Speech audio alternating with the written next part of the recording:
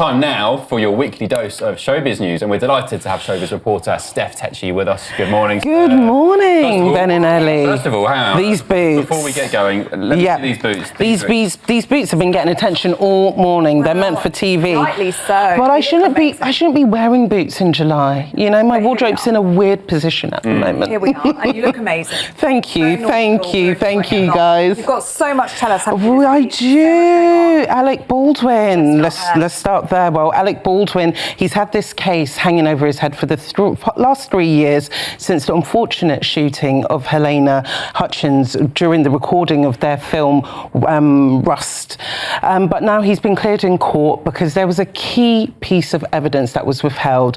So basically, the live ammunition, the bullets, they were handed in to a police office a few months ago, and they didn't include it in this trial. And that was a key evidence. That's one of the key things people have been talking about this case. How did the live ammunition get on set for this? So the judge was saying there's no way we can right this wrong, because basically it would have been a trial with prejudice. So if anyone isn't aware or doesn't know, so they were filming this movie Rust. Alec Baldwin shot a gun, thinking it was a blank bullet or a prop bullet, and it was a live round. It was a live round. Cinematographer. The armourer, Hannah Reid Gutierrez, she's already been sentenced for involuntary manslaughter, which Alec Baldwin was also going to face. He was facing potentially 18 months in prison. So as you can see from... It is a lot of time.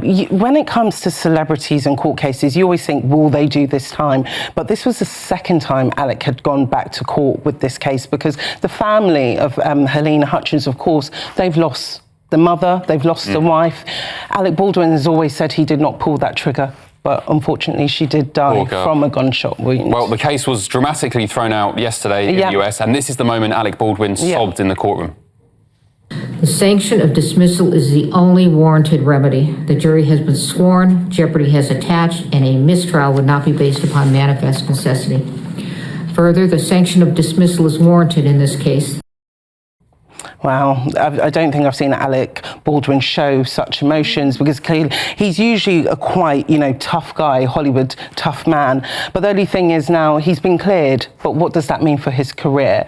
Whether audiences at home are still going to feel comfortable watching him on screen, whether Hollywood, the industry itself, is still going to work with him, that's yet to be seen. And this is something that's always going to follow him, I think, for the rest of his career, unfortunately. Okay, moving on, back to this side of the pond. What's Simon Cowell up to? Simon Cowell, we used to see him with X Factor, all these audition shows. He's now working on a Netflix documentary called The Midas Touch, where he's looking for a new boy band. Obviously, he had success with One Direction, who are no longer, and he's like, in the UK, there is not enough boy band talent. So he's on this quest to find a new boy band. The auditions took place in Liverpool last week, and only about 40 people came up. So 40? 40 people, about 40 people turned up for the auditions, which wasn't that great for Simon. So now he's opening up the audition process to transgender men. So potentially we could be seeing the UK's first transgender male boy band, which will be quite interesting. Obviously, Simon Cowell's always looking for a gap in the market. We don't have no transgender men boy bands. So it'll be interesting to see if he does actually land on a potential transgender boy band.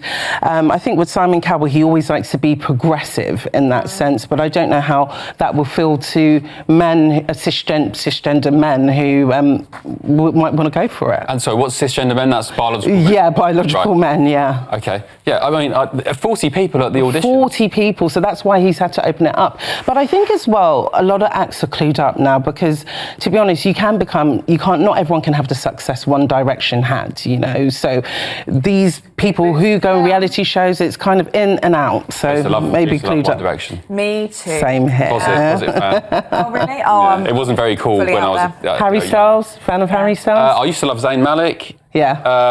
Harry and Zayn. I think Harry's probably the most talented out. Yeah. Harry Styles came out to Shania Twain last night in Hyde Park. He did. Oh, really? I was surprised about that, actually. He kept that under wraps. I like that collab. I wish he came out at Glastonbury. That would have been nice for Shania's Now, that would have been very, very good. But anyway, better late than never. Yeah.